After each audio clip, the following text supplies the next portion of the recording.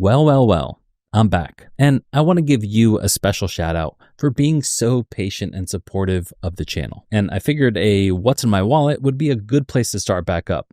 So the cards in my wallet, they tend to change fairly frequently. So this video is going to be an update on the cards I'm currently carrying and why I'm carrying them. The first card is the American Express Gold card, which I opened back in March of 2023. Since I've gotten this card, it's gone through some major changes.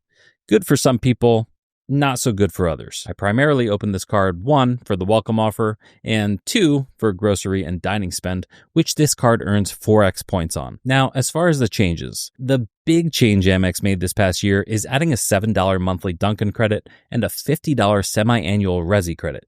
Now, of course, they didn't just add new credits out of the goodness of their hearts, they raised the annual fee for this card from $250 per year all the way up to $325 per year. But they added those 2 credits, which have a maximum potential value of $184 per year. Am I going to get full value out of these 2 credits? Well, the Dunkin' credit is fairly simple for us to take advantage of since they're literally everywhere.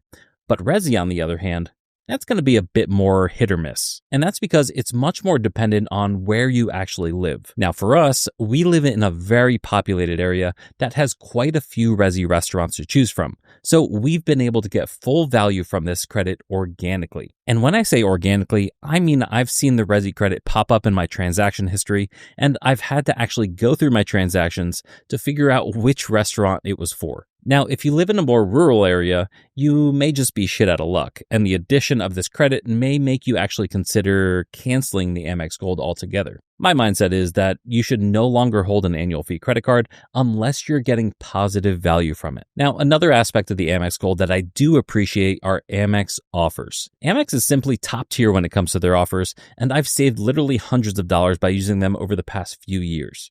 Now, guys, listen. This next card combination is a combination that you've literally never seen on any of these other credit card channels. And frankly, it's a combination that's an absolute must for any mommy or daddy out there. And this is the zoo and the aquarium annual membership. Absolutely freaking goated. Now, for the next card in my wallet, this is a card I also use for dining spend, but less frequently than the Amex Gold. This is the Bilt MasterCard. I opened this card back in February 2023, and I currently have a healthy $25,000 credit limit. Overall, it's a nice option for dining spend since you can earn 3x points on dining, where you can then go and transfer those points to valuable transfer partners like Hyatt. Bilt also sometimes has transfer bonuses that may or may not bring you additional value. And as I'm sure you're aware by now, if you use this card to pay your rent, you'll be earning 1x points per dollar while avoiding paying any sort of transaction fee that your landlord may impose. You avoid this fee because you're not directly using the card to pay your rent. What Bilt does is they supply you with an account and routing number that you can use to pay your landlord. So from your landlord's point of view, it appears that you're simply using a checking account to pay your rent. So you pay your landlord with this rent rewards account, and Bilt automatically applies the charge to your Bilt MasterCard. The major caveat to using the Bilt MasterCard and earning points is that you must make 5 transactions per billing cycle in order to actually earn points for that period. So for me, I use this card for dining spend to earn 3x points, and I've also been using it to pay medical bills or anything else that would otherwise not earn me more than 2x back. I'll typically pay these bills on the first of the month in order to take advantage of rent day. Now, rent day falls on the first of every month, and it's where Bilt doubles the points you earn on non-rent purchases. So instead of 3x on dining, 2x on prepaid travel, and 1x on all other non-rent spend, you'll be earning 6x, 4x, and 2x respectively. Now, effective October 1st, 2024, the maximum bonus points you can earn from rent day was lowered from 10,000 points to 1,000 points, making this significantly less lucrative for those who have high spend. Unfortunate, but I suppose Bilt is trying to get this card in a place where it's both profitable for the company while still making sense for cardholders. And that's what all these cards do. They come out of the gate with incredible benefits and then tone them back in order to optimize their profits. But at this point, I think the Bilt MasterCard is a card pretty much everyone who pays rent should have. Plus, it has no annual fee, so if it ever becomes a card that's not worth using, you can simply sock drawer it. Now, this next card isn't one that's physically in my wallet, but it's one that I use probably the most, and that's the Amazon Prime Visa, which is provided by Chase. I currently have a $15,000 credit limit with this card, and I opened it way back in December of 2014. Now, I personally have a love-hate relationship with Amazon, but ultimately, it's where I'm able to get things quickest and for the best price. And since I now have a small female version of myself running around the house, Amazon does come in handy because she just needs so many things. Now, if you have an Amazon Prime membership, you'll get 5% cash back at Amazon.com, Amazon Fresh, Whole Foods, and Chase Travel. But without Prime, you'll be getting 3% cash back in those categories. I certainly would not purchase a Prime membership solely for this card, but if you already have Prime, this is the card you want. And a little added benefit I've noticed is that when I'm shopping on Amazon, they frequently give me the option to earn an additional 1% cash back if I choose their no rush shipping option. But this does seem to be location and item dependent, so your mileage may vary here. Also, I've come across select items on Amazon which actually offer 10% cash back, which is certainly a nice incentive to have access to this card. Now, this card also earns 2% back at gas stations, restaurants, local transit and commuting, and then 1% back on everything else. Now, I personally don't use this card for any of those categories, but this can be helpful if you don't currently have another catch-all credit card in your wallet. Although you really should.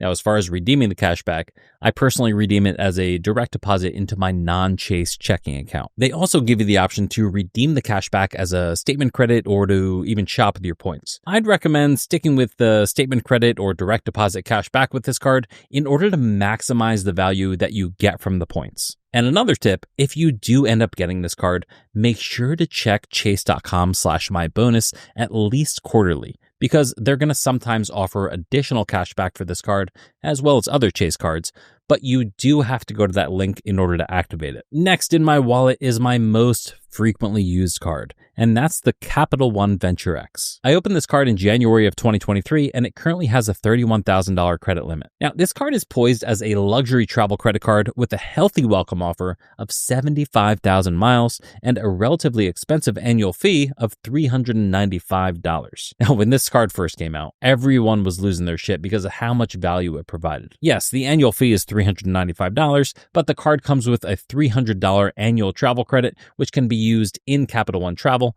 and it also comes with 10,000 miles, which are given to you on your annual card anniversary. You do not get the 10,000 miles up front. You get them 1 year after you've opened the card, and then every subsequent year on your card anniversary. Now, one of the unique things about this card is it's essentially a catch-all card and a luxury travel card wrapped into one. It earns 2x miles on every single purchase.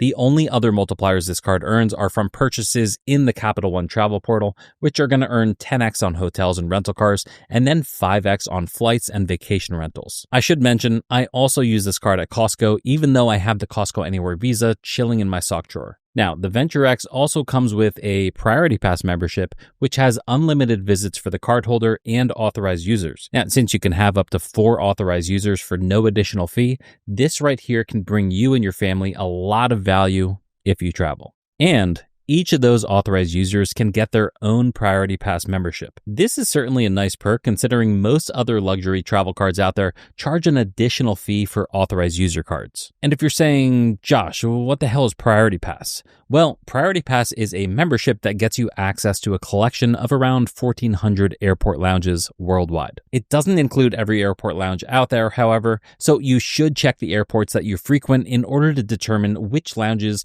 you'd actually be able to visit. Lounge access can certainly be nice to have as they typically include complimentary food and drink, as well as a more comfortable place to hang out before your flight. Now, the Venture X also comes with additional travel and shopping protections, which I cover more in depth in other videos. These protections can definitely come in handy, especially since this card can act as your catch-all card. Now, as far as getting value from the miles you earn with this card, the Venture X has a handful of ways you can redeem your miles. The most value is generally going to be seen from transfer partners, but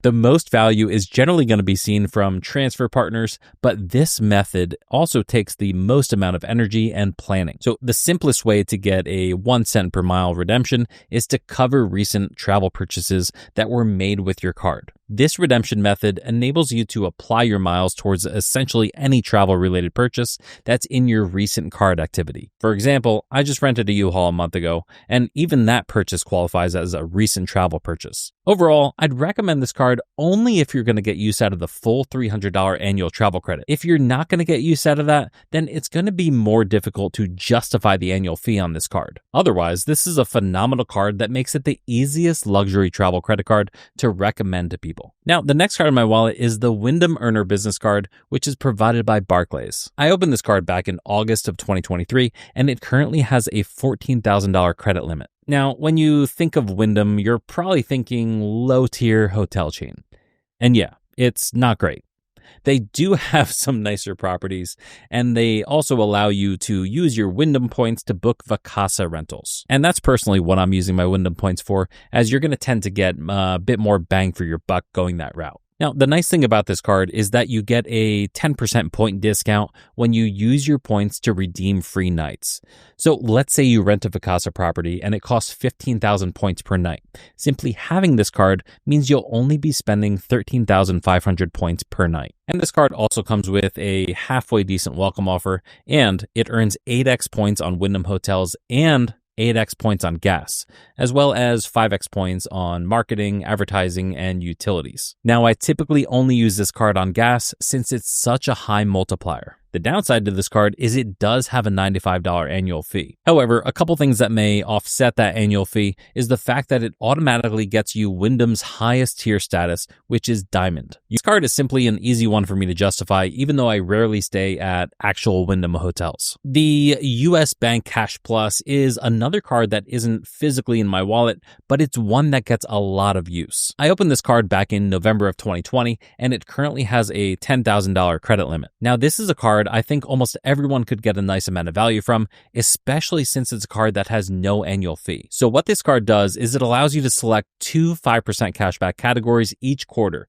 and that's where this card really shines. I personally use it to pay my electric, gas, and water utilities, and I also use it to pay for my gym membership. So the 2 categories I choose every single quarter are home utilities and gym/fitness centers. As far as redeeming cashback, it's super easy with this card. If you have a US bank checking account, you can redeem the cashback directly into that account, or you can do what I do and redeem your rewards as a statement credit. There's other redemption options available, but I personally wouldn't really bother with them. Now, the downside to this card is you do have to select and activate your rewards categories each quarter, but what I do is I just have them send me a reminder email when the new quarter is about to begin. Also, US Bank has been known to be a bit picky with credit card approvals if the applicant has a number of hard inquiries in the past 6 months or so. So just keep that in mind if you're planning to apply for this card. If you can't get approved for this one, there's another card out there that's called the Elon Max Cash Preferred Card and is very similar to the US Bank Cash Plus, but it does have a couple minor differences. I mean, you could also get both cards if you want to maximize your 5% cash back in a variety of categories, so that's an option as well.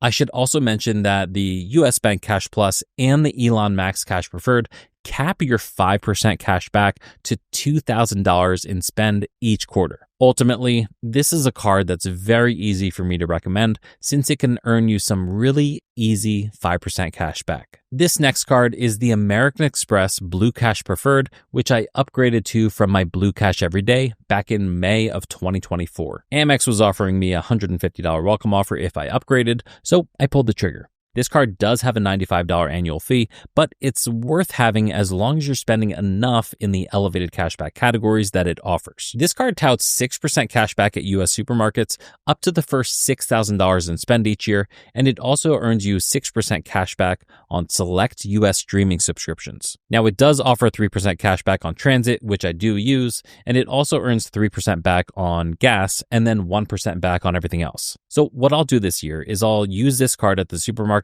until I hit that $6,000 spend limit, and then I'll change over to the Amex Gold card. And I also have a couple streaming services that I use this card for, but that really only amounts to maybe $30 per month. So with this card, I'll spend approximately $6,360 this year, which means I'll get about $381 in cash back. Redeeming your reward dollars with this card is straightforward. You can either redeem for a statement credit or redeem for cash back at checkout on Amazon. Just stick to the statement credit, guys. The Blue Cash Preferred is worth it if you spend at least $3,200 per year at US supermarkets and streaming. And it becomes more worth it the closer you get to that $6,000 supermarket limit. But the nice thing here is that if I ever find myself not needing to use this card at the supermarket, I can always product change this down to the Blue Cash every day, which has no annual fee. And I wanted to mention that yes, for Q1 2025, I am using the Chase Freedom Flex at the grocery store since it is a 5X grocery store quarter.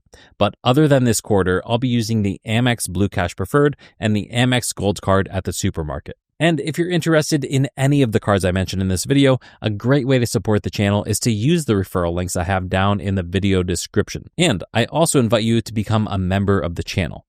But as always, no pressure. Until next time, peace.